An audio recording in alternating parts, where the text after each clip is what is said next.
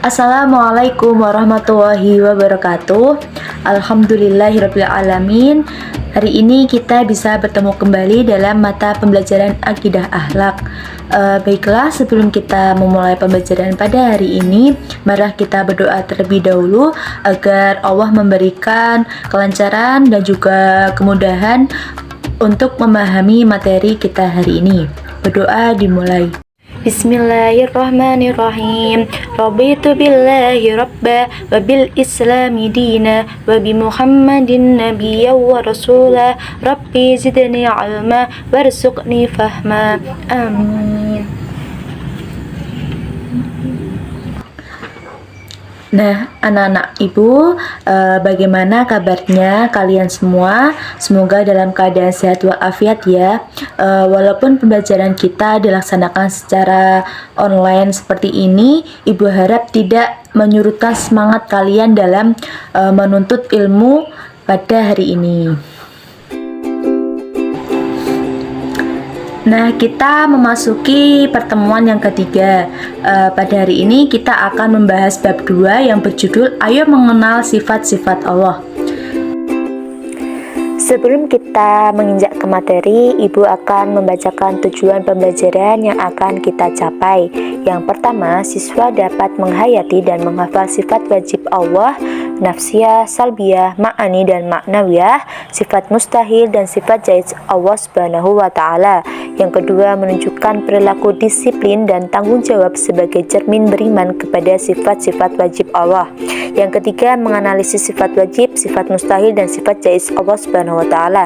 Yang terakhir, menyajikan hasil analisis tentang makna sifat wajib Allah, sifat mustahil dan sifat jaiz Allah Subhanahu wa Ta'ala. Nah, anak-anakku sekalian, di sini sifat-sifat Allah dibagi menjadi 3. Yang pertama sifat wajib, yang kedua sifat mustahil, dan yang ketiga sifat jaiz. Anak-anakku, pasti kalian pernah mendengarkan sebuah pepatah yang berbunyi, tak kenal maka tak sayang. Begitulah, kalau kita ingin disayang sama Allah, kita bisa sayang sama Allah, maka kita diwajibkan untuk mengenalinya dengan memahami sifat-sifat Allah tersebut. Sebagai seorang muslim, kita wajib mengetahui sifat-sifat yang wajib bagi Allah beserta dalil nakli dan juga aklinya. Sebagaimana yang telah kita ketahui, Allah itu adalah zat yang wajib baginya segala kesempurnaan dan mustahil baginya segala kekurangan. Karena kekurangan itu kan hanya milik kita sebagai makhluk Allah. Jika Allah itu memiliki kekurangan, maka Allah bukanlah disebut sebagai Tuhan yang hak wajib kita sembah. Karena jika Allah mempunyai kekurangan, nanti akan menimbulkan masalah. Apa itu masalah? Yaitu serupa Allah sebagai sang khalik atau pencipta dengan makhluknya. Baiklah anak-anakku, yang pertama kita akan membahas mengenai pengertian dari ketiga sifat Allah tersebut. Yang pertama adalah sifat wajib. Sifat wajib adalah sifat yang harus ada pada Allah Subhanahu wa Ta'ala sebagai bentuk kesempurnaan baginya. Sifat-sifat wajib ini khusus hanya dimiliki oleh Allah Subhanahu wa Ta'ala dan tidak ada satupun makhluk yang memiliki sifat tersebut. Adapun 20 sifat wajibnya Allah itu diklasifikasikan atau dikelompokkan menjadi 4, yaitu ada sifat nafsiyah, salbiyah, ma'ani dan maknawiyah. Pengertian dari sifat nafsiyah yaitu sifat yang hakikatnya zat Allah itu sendiri mutlak ada, yaitu sifat wujud yang artinya ada. Lalu sifat salbiyah yaitu sifat yang hanya ada pada Allah semata dan bertentangan dengan sifat makhluk ciptaannya, yaitu ada sifat qidam, baqo, mukhalafatul lil khawadisi, qiyamuhu binafsi dan wahdaniyah. Yang ketiga sifat ma'ani yang artinya sifat hakikatnya Allah tapi sebagian kecil dianugerahkan kepada makhluknya. Yaitu apa saja sifatnya yang Allah bersifat ma'ani, yaitu ada kudrat, irodat, ilmu, hayat, sama, basor, dan kalam. Selanjutnya sifat yang maknawiyah yaitu sifat kemahaan Allah semata tanpa diberikan kepada makhluknya, yaitu sifat qadiron, muridan, aliman, khayan, sami'an, basiron, mutakaliman.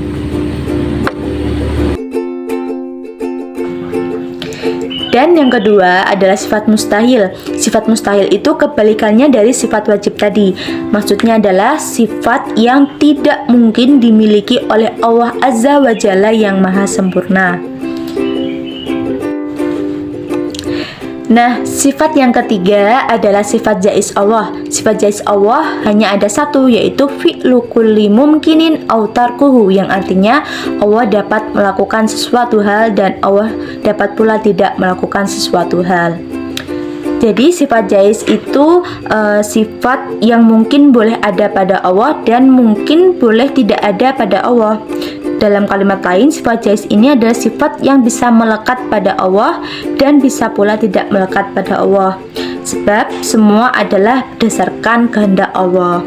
Kalau kita analogikan ya, sifat jaiznya Allah itu seperti bahasanya kita itu lebih ke terserah gue, terserah saya, terserah aku mau berbuat itu, mau nggak berbuat itu, ya terserah aku, kayak gitu ya.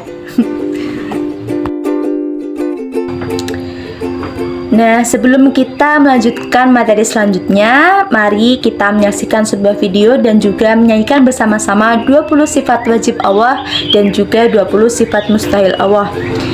Ibu mau bertanya di sini, apakah anak-anakku sudah ada yang hafal? Bagi yang sudah hafal, bagus, tingkatkan dan diulang-ulang agar tidak mudah lupa ya. Bagi yang belum hafal, ibu harap bisa menghafalkan di rumah masing-masing. Mari kita menyanyikan bersama-sama 20 sifat wajib terlebih dahulu dan kemudian 20 sifat mustahil Allah. Wujud qidam baqa mukhalafatul lil hawadisi qiyamu bi nafsihi wadaniyat qudrat iradat ilmu hayat sama basur kalam qadiran muridan aliman hayyan sami'an basiran mutakaliman. Adam hudus fana mumasalah bil hawadis ihtiyaj ta'adud ajzun wa karoha jahal maut somam umyun bukmun kaunuhu azizan karihan jahilan mayitan asom ama abakam. Baik anak-anak, itu tadi lantunan syair 20 sifat wajibnya Allah dan 20 sifat mustahilnya Allah. Bagaimana anak-anak jadi flashback masa kecil dulu yang ikut Madin atau TPA ya, diajarkan sama Pak Ustadz atau Bu Ustazahnya mengenal sifat-sifat Allah dengan syair-syair, dan alhamdulillah berkat beliau ini kita masih bisa hafal sifat-sifatnya Allah. Atau sampai sekarang ini ada anak-anakku di sini yang masih melantunkan, mensyairkan sifat-sifat Allah ketika menunggu iqomah setelah habis azan. Nah, itu juga patut diapresiasi dan sangat bagus sekali karena itu juga menunjukkan sikap mencintai dan juga beriman pada sifat-sifatnya Allah. Baik anak-anak, ibu lanjutkan ke materi ya. Di sini ibu akan menerangkan satu persatu sifat wajibnya Allah serta kebalikannya sifat mustahilnya Allah dengan Quran atau dalilnya. Nah, karena materi kita lumayan banyak, jadi ibu akan membaginya dalam 2 pertemuan. Untuk pertemuan hari ini, ibu akan menjelaskan 10 sifat wajibnya Allah terlebih dahulu dan juga mustahilnya. Untuk sisanya, kita akan belajar di pertemuan minggu depan. Nah, 10 sifat wajibnya Allah yang akan kita pelajari hari ini yaitu ada wujud, qidam, baqa, mukhalafatul lil khawadisi, qiyamuhu binafsihi, wahdaniyah, qudrat, iradat, ilmu, dan hayat. Nah, untuk yang pertama yaitu Allah bersifat wujud yang artinya ada, dan sifat mustahilnya Allah yaitu adam yang artinya tidak ada. Allah itu adalah zat yang pasti adanya. Allah itu berdiri sendiri, tidak ada yang menciptakan, dan tidak ada Tuhan selain Allah. Maksud Allah itu bersifat wujud atau ada, yakni adanya Allah itu bukan karena Allah itu diciptakan, tapi Allah itu sang pencipta, sang kholik seluruh alam dunia dan seisinya. Tidak masuk akal jika alam dan juga seisinya ini tidak ada yang menciptakan. Maka bagi orang yang berpikir pasti seluruh alam dunia dan seisinya termasuk kita manusia, makhluk hidup, itu pasti tentu ada yang menciptakan. Siapa yang menciptakan? Yaitu Allah Subhanahu wa taala. Jadi bukti bahwa Allah itu ada kita bisa melihat dari segala ciptaannya. Nah, ayat yang menjelaskan bahwa Allah itu bersifat wujud atau ada dan membantah bahwa Allah itu mustahil tidak ada, yaitu Quran Surat As-Sajdah ayat 4. Mari kita membacanya bersama-sama. A'udzu billahi minasyaitonir rajim. Bismillahirrahmanirrahim. Allahul ladzi khalaqas samawati wal arda wa ma bainahuma fi sittati ayamin tsumma istawa 'alal 'arsy. Allah lah yang menciptakan langit dan bumi dan apa yang ada di antara keduanya dalam 6 masa. Kemudian dia bersemayam di atas arsy. Malakum min dunihi min wala syafi' afala tadadzakkarun. Tidak ada bagi kamu selain daripadanya seorang penolong pun, dan tidak pula seorang pemberi syafaat. Maka apakah kamu tidak memperhatikan? Nah, di ayat ini terbukti jelas bahwa Allah lah yang menciptakan, sang pencipta dari alam dunia dan seisinya. Nah, sifat Allah yang kedua yaitu Allah bersifat qidam yang artinya terdahulu atau yang awal atau yang mengawali, dan Allah mustahil bersifat hudus yang artinya ada yang mendahului. Allah lah sang pencipta langit, Allah lah sang pencipta alam dunia dan seisinya. Maksudnya Allah itu sudah ada terlebih dahulu dari apa yang telah Allah ciptakan. Untuk bersifat ada itu pasti ada yang menciptakan. Jika Allah itu ada yang menciptakan, lalu siapa penciptanya? Nah, disinilah dikatakan bahwa Allah itu qidam yang artinya terdahulu. Ayat yang menjelaskan bahwa Allah bersifat qidam atau terdahulu yaitu di Quran Surat Al-Hadid ayat 3. Bismillahirrahmanirrahim. Huwal awwalu wal akhiru wal zahiru wal batin wa huwa bikulli syai'in alim, yang artinya dialah yang awal dan yang akhir, yang zahir dan yang batin, dan dia maha mengetahui segala sesuatu. Nah, sifat Allah yang ketiga yaitu baqo yang artinya kekal, dan sifat mustahilnya lawannya yaitu fana yang artinya musnah. Allah itu bersifat kekal atau abadi. Allah tidak akan punah, Allah tidak akan binasa. Berbeda dengan kita sebagai makhluk, kita akan pasti binasa. Dari proses janin, tumbuh jadi bayi, lalu berproses, kemudian meninggal, pasti kita akan musnah. Alam dunia ini juga ada waktunya, pasti akan hancur. Tapi berbeda dengan Allah, Allah itu tetap kekal, Allah tetap abadi. Nah, dalilnya di Quran Surat Al-Qasas ayat 88. Bismillahirrahmanirrahim. Wala tad'u ma'allahi ilahan akhar la ilaha illa huwa kullu syai'in halikun ila wajhah lahul hukmu wa ilaihi turja'un, yang artinya tiap-tiap sesuatu pasti binasa kecuali Allah. Baginya lah segala penentuan dan hanya kepadanya kamu dikembalikan.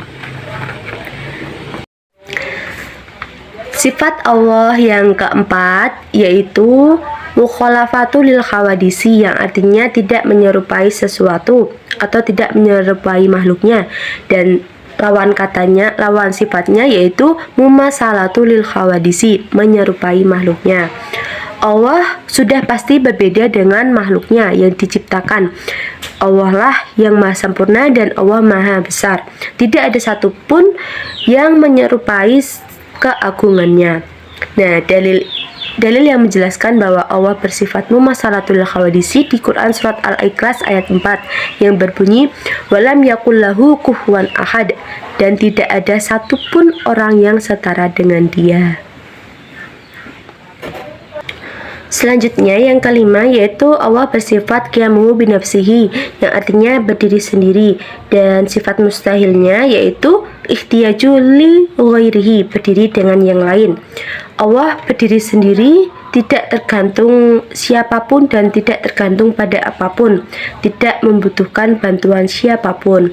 Nah, berbeda kan dengan kita sebagai makhluk, kita pasti punya ketergantungan, kita pasti lemah, jadi kita tergantung pada orang lain, kita butuh bantuan orang lain. Kita sendiri sebagai hamba juga tergantung, yaitu tergantung kepada Allah, kita membutuhkan segala pertolongannya Allah. Nah, ayat yang menjelaskan bahwa Allah berdiri sendiri itu di Quran surat Al-Ankabut ayat 6 yang berbunyi wa man jahada fa innama yujahidu li nafsihi innallaha laghaniyyun 'anil 'alamin. Sesungguhnya Allah benar-benar maha kaya, tidak memerlukan sesuatu dari alam semesta. Selanjutnya sifat wajibnya Allah yang keenam yaitu Allah bersifat wahdaniyah yang artinya esa, dan Allah mustahil bersifat ta'adud yang artinya berbilang. Jadi Allah itu maha esa, Allah maha tunggal, Allah itu satu, tidak ada Tuhan selain Allah. Allah itu tidak diperanakkan, Allah tidak beranak, dan tidak ada sekutu baginya. Bisa kita bayangkan jika kita mempunyai lebih dari satu Tuhan, pasti akan ada kecocokan, ada perbedaan pendapat, nanti tidak karuan lah alam dunia dan seisinya ini. Nah, maka dari itu kita harus wajib beriman, percaya bahwa Allah itu satu dan hanya satu yang wajib kita sembah, yaitu Allah Subhanahu wa Ta'ala. Dalil yang menerangkan bahwa Allah itu Maha Esa itu di Quran surat Al-Ikhlas ayat 1 yang berbunyi Qul huwallahu ahad. Katakanlah Muhammad, dialah Allah yang Maha Esa. Selanjutnya, sifat wajibnya Allah yang ketujuh adalah Allah bersifat kudrat yang artinya kuasa, dan sifat mustahilnya yaitu azun yang artinya lemah. Jadi Allah itu tidak mungkin bersifat azun atau lemah. Allah itu berkuasa atas segala sesuatu dan tidak ada satupun yang menandingi kekuasaan Allah. Quran yang menjelaskan bahwa Allah itu bersifat kudrat atau kuasa yaitu di Quran surat Al-Baqarah ayat 20 yang berbunyi innallaha ala kulli syai'in qadir. Artinya sesungguhnya Allah berkuasa atas segala sesuatu. Kita bisa melihat bukti kekuasaannya Allah yaitu dari melihat beberapa serangkaian peristiwa, baik itu peristiwa yang menyedihkan atau yang menggembirakan, baik yang membuat hati kita sedih atau yang membuat hatinya kita senang, semuanya itu atas kuasanya Allah. Selanjutnya, sifat wajibnya Allah yang ke-8 yaitu Allah bersifat iradat yang artinya berkehendak, dan Allah bersifat mustahil karohah yang artinya terpaksa. Jadi Allah itu tidak mungkin bersifat terpaksa. Allah itu berkehendak. Jika Allah sudah berkehendak itu tidak ada satupun yang mencegah kehendaknya. Di sini Quran yang menjelaskan bahwa Allah itu bersifat iradat atau yang berkehendak itu di Quran surat Yasin ayat 82. Mari kita membacanya bersama-sama ya. Bismillahirrahmanirrahim. Innama amruhu idza arada syai'an ayyaqula lahu kun fayakun. Yang artinya sesungguhnya perintahnya apabila dia menghendaki sesuatu hanyalah berkata kepadanya jadilah, maka jadilah, terjadilah ia. Nah, bukti bahwa Allah itu berkehendak atas segala sesuatu contohnya misalnya Allah menghendaki hari ini kita belajar pendidikan akhlak. Nah, atau Allah menghendaki besok kamu menang hadiah berapa juta gitu. Banyak sekali ya, segala sesuatu yang terjadi di muka bumi ini, segala sesuatu yang terjadi pada diri kita itu atas kehendaknya Allah. Sifat yang kesembilan yaitu Allah bersifat ilmu yang artinya mengetahui, dan sifat mustahilnya yaitu jalun yang artinya bodoh. Mustahil bagi Allah Subhanahu wa Ta'ala itu bersifat bodoh. Karena apa? Allah itu menciptakan alam semesta dengan segala isinya ini begitu sempurna, dan Allah mengetahui apa yang tampak, apa yang tidak tampak, apa yang kamu sembunyikan, apa yang tidak kamu sembunyikan. Allah mengetahui juga apa yang telah, sedang, dan akan terjadi. Nah, ayat Al-Quran yang menjelaskan bahwa Allah itu bersifat mengetahui atau ilmu yaitu di Quran Surat Hadid ayat 4. Mari kita membacanya bersama-sama ya. A'udzu billahi minasyaitonir rajim. Bismillahirrahmanirrahim. Ya'lamu ma yaliju fil ardi wa ma yakhruju minha wa ma yanzilu minas sama'i wa ma ya'ruju fiha wa huwa ma'akum aina ma kuntum wallahu bima ta'maluna basir. Dia mengetahui apa yang masuk ke dalam bumi dan apa yang keluar daripadanya, dan apa yang turun dari langit dan apa yang naik kepadanya, dan dia bersama kamu di mana saja kamu berada, dan Allah Maha melihat apa yang kamu kerjakan. Jadi walaupun kita itu sendirian di dalam suatu tempat, Allah itu mengetahui loh. Allah itu tahu, dan apabila kamu itu menyembunyikan sesuatu, Allah pun juga tahu, sampai isi hati pun Allah juga mengetahui. Kemudian sifat Allah yang ke-10 yaitu Allah bersifat hayat yang artinya hidup, dan sifat mustahilnya yaitu mautun yang artinya mati. Allah itu hidup, tidak pernah mati. Hidupnya Allah itu tidak sama seperti kita sebagai makhluk ya. Allah itu hidup tidak memerlukan sesuatu. Berbeda kan dengan kita itu hidup perlu makan, perlu minum, perlu jodoh, perlu pekerjaan, perlu dan yang lain-lain yang berbau duniawi. Tapi Allah itu tidak, Allah itu hidup tapi tidak memerlukan sesuatu. Allah itu juga tidak tidur, tidak mengantuk, dan hidupnya Allah itu sempurna. Buktinya itu Allah mengatur semua alam semesta ini loh. Bagaimana kalau bayangkan saja kalau Allah itu tidur. Kalau Allah tidur, nanti siapa yang mengatur matahari terbit? Siapa yang mengatur bulan terbit? Siapa yang mengatur bulan, bintang yang menyinari malam-malammu? Nah, pokoknya Allah itu hidup, Allah tidak pernah mati.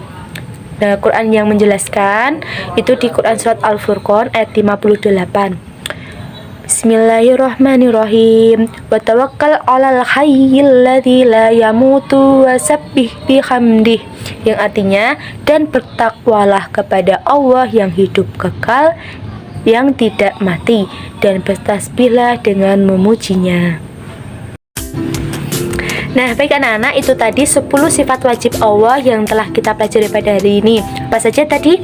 Kita sebutkan wujud, qidam, baqa, mukhalafatul lil khawadisi, qiyamuhu binafsihi, wahdaniyah, qudrat, iradat, ilmu, dan hayat.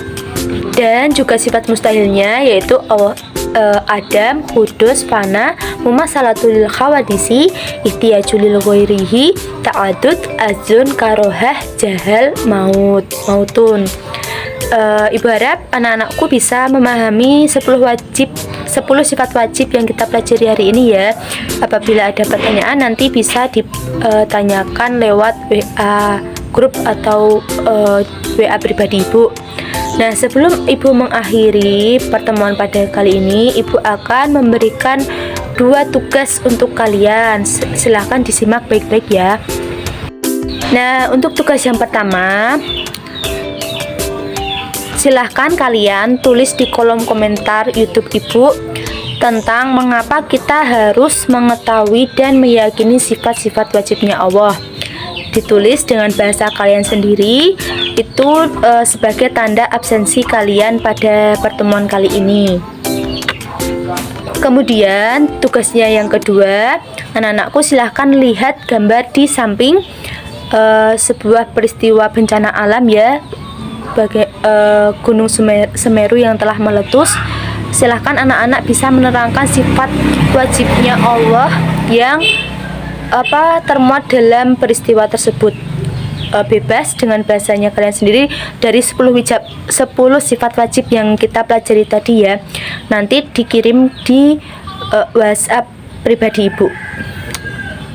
Untuk persiapan pertemuan selanjutnya, silahkan anak-anakku baca materi selanjutnya 10 sifat wajib selanjutnya ya, agar besok kalau memulai pelajaran bisa punya pemahaman sedikit-sedikit. Baiklah, cukup sampai di sini materi yang Ibu sampaikan. Semoga bermanfaat dan semoga dapat dipahami dengan baik. Mohon maaf jika ada tutur kata yang kurang teratur dan kata-kata yang kurang tertata dari Ibu pribadi. Ibu mohon maaf sebesar-besarnya. Sampai bertemu di pertemuan selanjutnya. Tetap jaga iman, jaga imun, jaga aman, dan jaga sholat 5 waktunya ya. Baiklah anak-anak, mari kita tutup pertemuan pada hari ini dengan membaca doa kafaratul majelis bersama-sama ya. Bismillahirrahmanirrahim. Subhanakallahumma wa bihamdika asyhadu an la ilaha illa anta astaghfiruka wa atubu ilaik. Amin. Terima kasih atas perhatiannya ya. Ibu akhiri. Wassalamualaikum warahmatullahi wabarakatuh.